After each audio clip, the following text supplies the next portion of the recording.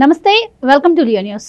విజయవాడ ముంపుకు గురైన విషయం మనందరికీ తెలిసిందే. అయితే ఇప్పటికే వైసీపీ దీన్ని అదునుగా భావించి ఇప్పుడున్న ప్రభుత్వంపై ఫేక్ ప్రచారాలకైతే పూనుకుంది. మరి ఇప్పటి వరకు సహాయక చర్యలు అందట్లేదు అని ఒక నినాదంతో ముందుకొచ్చిన వైసీపీ ఇప్పుడు మరి అందరికీ సహాయక చర్యలు అందుతున్నాయని తెలిసి అక్కడికి వచ్చిన వైసీపీ వాళ్ళను వ్యతిరేకిస్తున్న నేపథ్యంలో మరొక కొత్త ప్రచారానికైతే తెరలేపారు. ఇక్కడ వరద నీరు బయటకు వచ్చిన నేపథ్యంలో ఇల్లు క్లీన్ చేసేందుకు చంద్రబాబు గారు ఫైర్ ఇంజిన్లను కూడా రంగంలోకి దింపారు. ఒక్కొక్క ఫైర్ ఇంజిన్ రోజుకి 250 ఇళ్ల వరకు క్లీన్ చేస్తుందని కూడా బాబు గారు చెప్పడం అయితే జరిగింది. అయితే దీనిపై కూడా ఇప్పుడు వైసీపీ ఫేక్ ప్రచారం చేస్తోంది. అంటే ఇక్కడ టీడీపీ వాళ్ళకి సంబంధించింది, అలాగే కమ్మ కులానికి సంబంధించిన వాళ్ళు ఇల్లే క్లీన్ చేస్తున్నారు, మిగతా వాళ్ళ ఇల్లులు క్లీన్ చేయట్లేదు అంటోంది. మరి ఇక్కడ కూడా కుల రాజకీయాన్ని తీసుకురావడాన్ని ఎలా చూడొచ్చు? మరి ఇప్పటి వరకు వైసీపీని కేవలం చేత్కరించుకోవడమే జరుగుతోంది ఆంధ్రప్రదేశ్లో. మరి ఈ ఫేక్ ప్రచారంతో అసలు వైసీపీ ఉనికి కోల్పోబోతుందా అన్న వార్తలు కూడా వినిపిస్తున్నాయి. దీనికి సంబంధించి మరిన్ని వివరాలు తెలుసుకుందాం. మనతో పాటు ఉన్నారు senior political journalist doctor Durga Vadlamani గారు. నమస్కారం మేడం. సో వైసీపీ ఎంత నీచ రాజకీయానికి దిగజారుతుందో ఈరోజు వైసీపీ చేస్తున్న ప్రచారమే అందుకు ఉదాహరణగా చెప్పుకోవచ్చు. ఎందుకు అంటే అసలు అక్కడ ఒకరినొకరు పలకరించుకొని మాట్లాడుకునే పరిస్థితే లేదు. వరుసగా ఫైర్ ఇంజిన్తో ఇల్లులు క్లీన్ చేసుకుంటూ వెళ్తుంటే ఇక్కడ టీడీపీకి సంబంధించినటువంటివి కమ్మవారికి సంబంధించిన ఇల్లులే క్లీన్ చేస్తున్నారు అని చెప్పి వైసీపీ కొత్త ప్రచారానికి ఇది మొదలుపెట్టింది. అంటే ఇప్పటికీ అక్కడ వెళ్తున్నటువంటి వైసీపీ నాయకులను అక్కడ ప్రజలు గోబ్యాక్ అంటూ నినాదాలతో వెనక్కి పంపిస్తూ ఉన్నారు. మరి ఈ ఫేక్ ప్రచారం అసలు వైసీపీ ఉనికి ఉంటుందంటారా? ఏం చెప్తారు మరి వైసీపీ గురించి? అసలు జగన్మోహన్ రెడ్డి గురించి మనకు తెలుసు. 2014-19 మధ్య కాలంలో ఇదే కుల రాజకీయాలైనా బాగా ప్లే చేశాడు. అవునా కదా? అంతా కమ్మ వాళ్ళనే నియమించుకుంటారు, కమ్మ వాళ్ళకే చేస్తారు, చంద్రబాబు నాయుడు అంటేనే అంత అంటూ మాట్లాడాడు. అసలు ఏ రోజు చేశాడండి ఆయన? హార్డ్లీ ఎక్కడైనా ఏ కులం వాళ్ళైనా ఉంటారండి. ఇప్పుడు కొన్ని పోస్టులలో కొంతమంది కమ్మవాళ్ళు రావచ్చు, కొంతమంది బ్రాహ్మిన్స్ రావచ్చు, కొంతమంది రెడ్లు రావచ్చు. అది వాళ్ళ సీనియారిటీని బట్టి వస్తారంతే. ప్రత్యేకంగా ఫలానా వాళ్ళు కావాలని ఎప్పుడు చంద్రబాబు నాయుడు గారు నియమించుకోలేదుగా. యాదృచ్ఛికంగా కొన్ని జరుగుతాయి. దాన్ని మీకు గుర్తున్నంత మట్టికి ప్రతిరోజు అదొక పెద్ద ఇష్యూ చేసి సాక్షిలో కావచ్చు, సాక్షి ఛానల్లో కావచ్చు, కమ్మ రాజకీయాలంటూ మాట్లాడారు. పోనీ అక్కడితో ఆగారా? నీకు కమ్మ రాజకీయాలే నీకు కనిపించాయి. మరి 2019-24 మధ్యలో నువ్వు చేసింది ఏంటి? రెడ్లు ఎంతమంది వచ్చారు? అసలు వాళ్ళు ఎవరు? వాళ్ళకి సీనియారిటీ ఉందా? వాళ్ళ పోస్టులకు తగిన వాళ్ళ? ఇవి ఎప్పుడైనా ఆలోచించావా? నీకు కావాల్సిన వాళ్ళందరినీ తెచ్చుకుని ప్రతి ఒక్క ఉన్నత పొజిషన్లో ఉంచుకున్నావా లేదా? ఐపీఎస్లు కావచ్చు, ఐఏఎస్లు కావచ్చు, టీటీడీ చైర్మన్ కావచ్చు, ఈఓ కావచ్చు, మీరు చూసుకోండి. ఎవరిని పెట్టుకున్నాడు ఆయన? వాళ్ళందరూ ఏం చేశారు?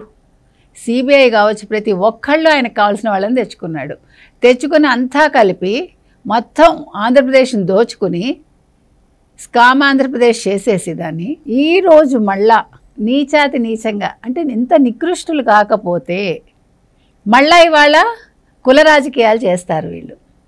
ఓ పక్క విజయవాడ మునిగిపోయిందా? కృష్ణా ఎటువైపు ఉంది, చంద్రబాబు నాయుడు గారి ఇల్లు ఎటువైపు ఉంది, బుడమేరు ఎటువైపు ఉంది, అవి కూడా నీకు తెలియకుండా ఇద్దరు మంత్రుల్ని నువ్వు జలవనరుల శాఖ మంత్రులుగా చేసావు. వాళ్ళకి అసలు ఏమీ తెలియదు. సరే, వాళ్ళకి తెలియదయ్యా, నీకు తెలియదు. నీకు తెలియదయ్యా, ఇరిగేషన్ శాఖను కనుక్కోవు. నీకు ఇష్టం వచ్చింది మాట్లాడతావు.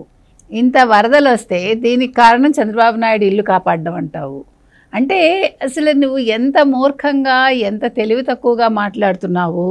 నిన్ను చూసి ప్రజలు నవ్వుతున్నా నీకు అర్థం కావట్లేదు అనేది ఇక్కడ మనం చూస్తున్నాం. రెండోది, మీరు చెప్పినట్టుగా ఇవాళ కమ్మ వాళ్ళ ఇల్లే క్లీన్ చేస్తారు ఫైర్ ఇంజన్ వాళ్ళు. వినటానికే ఎంత అసంబద్ధంగా ఉంది అది. అదే కులం అడిగి మీ కులం ఏంటి అని అడిగి క్లీన్ చేస్తున్నారు అని చెప్పి ప్రచారం చేస్తున్నారు. అసలు అదేనండి, ఎవడు అడుగుతాడండి? ఎందుకు అడుగుతాడు అసలు? ఇప్పుడు ఫైర్ ఇంజన్ వాళ్ళు వచ్చి మీ కులం ఏంటని అడుగుతారా? వాడు గవర్నమెంట్ ఉద్యోగవాడు, అవునా కదా? లేదు, ఒకవేళ ప్రైవేట్ ఉద్యోగం అయినా కూడా అసలు కులం ఎందుకు అడుగుతాడండి? అక్కడ కావాల్సింది నీళ్లు తోడడం తొందరగా. అంటే ఇక్కడ చాలా చోట్ల చాలా వర్క్స్కి అసలు ఆంధ్రప్రదేశ్కి సంబంధించిన వాళ్ళకి ఎన్డీఆర్ఎఫ్ బృందాలు వచ్చాయి కదా. అంటే వాళ్ళకి అసలు ఎవరు కూడా తెలియదు కదా. వాళ్లే కాదండి, పార్టీ తరఫున వాలంటీర్లు వస్తున్నారు.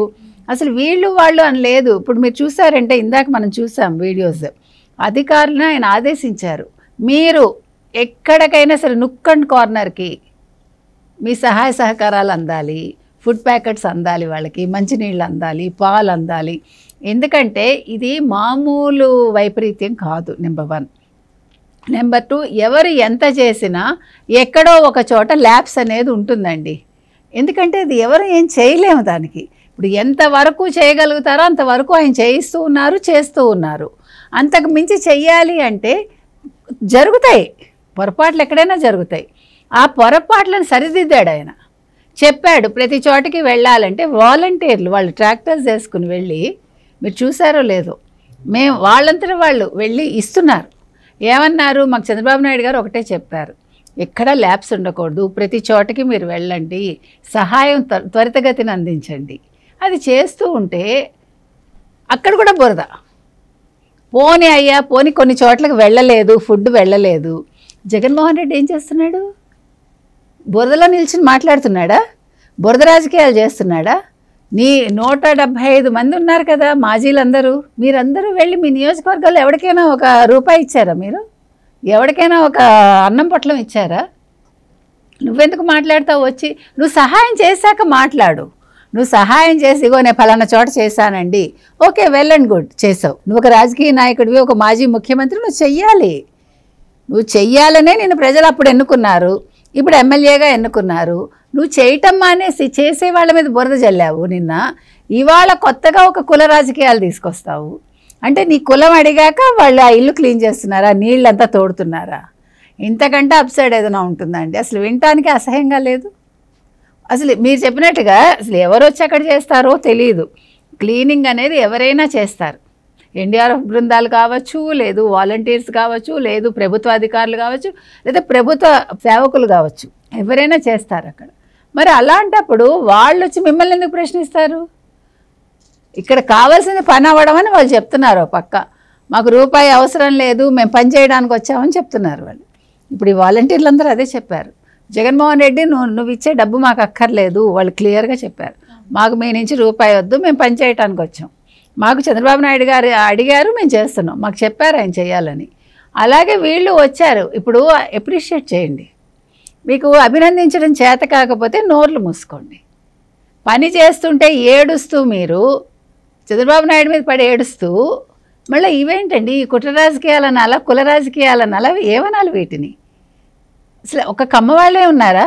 విజయవాడ మొత్తం తీసుకుంటే అన్ని కులాల వాళ్ళు ఉన్నారు, అన్ని మతాల వాళ్ళు ఉన్నారు, భిన్న ప్రాంతాల నుంచి వచ్చిన వాళ్ళు అక్కడ ఉన్నారు. అంటే మొత్తం కమ్మ వాళ్ళే ఉన్నారా విజయవాడ మొత్తం? అప్పుడు నువ్వెందుకున్నావు అక్కడ? నువ్వు రెడ్డివి కదా, నువ్వెలా ఉన్నావు అక్కడ? సో ఇవన్నీ కూడా ఇలాంటి ఫేక్ ప్రచారాలు నమ్మద్దు అని ఇవాళ ప్రజలకి ఒక విజ్ఞప్తిని చేశారు వాళ్ళు. ఏమనంటే, మీరు ఇలాంటి ఫేక్ ప్రచారాలు నమ్మకండి, మిమ్మల్ని ఎవరు కులం అడగలేదు, మతం అడగలేదు, మీకు సేవ చేయడానికి వాళ్ళు వచ్చారు ప్రభుత్వం తరఫున. వాళ్ళు ఎవరైనా సరే వచ్చి, మీరెవరైనా సరే మీకు కావాల్సిన సహాయం వాళ్ళు చేస్తారు. ఇలాంటి ఫేక్ ప్రచారం చేసే వాళ్ళని మేము వదిలిపెట్టము, వాళ్ళ మీద క్రిమినల్ చర్యలు తప్పకుండా ఉంటాయి. ఏ రకమైన ఫేక్ ప్రచారం అయినా సరే. ఎందుకంటే జగన్మోహన్ రెడ్డి చేశాడు కదా, బుడమేరు వాగు గేట్లు ఎత్తేయటం వల్ల చంద్రబాబు నాయుడు ఇల్లు కాపాడటం కోసం ఈరోజు వరద వచ్చిందని, దాని మీద కూడా లీగల్ నోటీసులు వెళ్తాయి. సో ఒక పక్క చంద్రబాబు గారు ముందస్తు చర్యలు తీసుకుంటూనే ఉన్నారు. అంటే ఈ రోజు కాదు, రేపటికి ఏం అవసరం అని చెప్పి ముందే ఆయన సమకూరుస్తున్న పరిస్థితి. ఇప్పుడు కిట్లు ఇస్తున్నారు, అలాగే హెల్త్ క్యాంప్స్ పెట్టారు, అలాగే రేషన్ బియ్యము అన్నీ ఇస్తున్నారు, కూరగాయలు సబ్సిడీ ఇస్తామని చెప్తున్నారు, ఇవన్నీ కూడా చేస్తున్నారు. ఫస్ట్ అంటే సహాయ సహకారాలు అందట్లేదని ప్రచారం కావచ్చు, ఇటు కరకట్ట దగ్గర ఉన్న బాబు గారు ఇల్లు మునిగిపోతుందని కావచ్చు, అమరావతి మునిగిపోతుంది, ఇలా చేయాల్సిన ప్రచారం అంతా చేసేసింది వైసీపీ. ఇంకా లాస్ట్లో ఎలాగూ బురద నుంచి తేరుకుంటుంది విజయవాడ, చేయాల్సింది ఒకటి మిగిలిపోయింది అన్నట్టు ఈ కులాల ప్రస్తావన అయితే తీసుకొస్తూ ఉంది. మరి ఇప్పటి వరకు వైసీపీ నాయకులు ఎవరైనా పరామర్శకు వస్తే కూడా అక్కడ వాళ్ళు ఎవరు కూడా వెనక్కి తిరిగి పంపిస్తున్న పరిస్థితి. మరి ఈ నేపథ్యంలో అసలు వైసీపీని ఈసారి ప్రజలు చీత్కరించుకునే అవకాశం ఉంటుందంటారా? అసలు వైసీపీని ఎవడు తలుచుకుంటున్నాడండి అక్కడ? అంత టైం ఏది వాళ్ళకి? అసలు అవసరం రాలేదు. ఇప్పుడు వైసీపీ వాళ్ళు వచ్చి మాకు సహాయం చేయాలి అని ఎవడైనా అడిగాడా? అంటే తెలుగుదేశం కూటమి అవకాశం ఇవ్వాల, వాళ్ళే చేశారు. ఇవాళ మొత్తం వరదంతా కూడా తగ్గుముఖం పట్టింది. మీరు చూడండి, ఇవాళ కొంచెం విజయవాడ ఊపిరి పీల్చుకుంది. ఎన్ని గంటల నుంచి ఆయన ఉన్నారండి చంద్రబాబు నాయుడు గారు? 4 days నుంచి, 5 days నుంచి ఒక 74 ఏళ్ల మనిషి అట్లా చేస్తూ ఉంటే అది చూసి భరించలేక వీళ్ళు ఈ మాటలు. మీకు అర్థమైందా? కాబట్టి దీన్ని ఎవడు నమ్మడు. అసలు వైసీపీ అవసరం ఎవరికి లేదు, ఫ్యూచర్లో కూడా రాదు. ఎందుకంటే జగన్మోహన్ రెడ్డికి దిక్కు లేదు ఇప్పుడు. ఇవాళ మొత్తం వాళ్ళందరూ చాలామంది అరెస్ట్ అయ్యారు, వాళ్ళ గురించి పట్టించుకోవట్లేదు ఆయన. ఆయన ఇంకా లండన్ వెళ్దామని అనుకుంటున్నాడు. లండన్ వెళ్తాడా మాంతాడా తర్వాత విషయం. కూతురు బర్త్డే ముఖ్యం అనుకుంటున్నాడు. అందుకని ఫ్యూచర్ అనేది వైసీపీకి లేదండి. అసలు మనం వైసీపీ గురించి ఆలోచించక్కర్లేదు.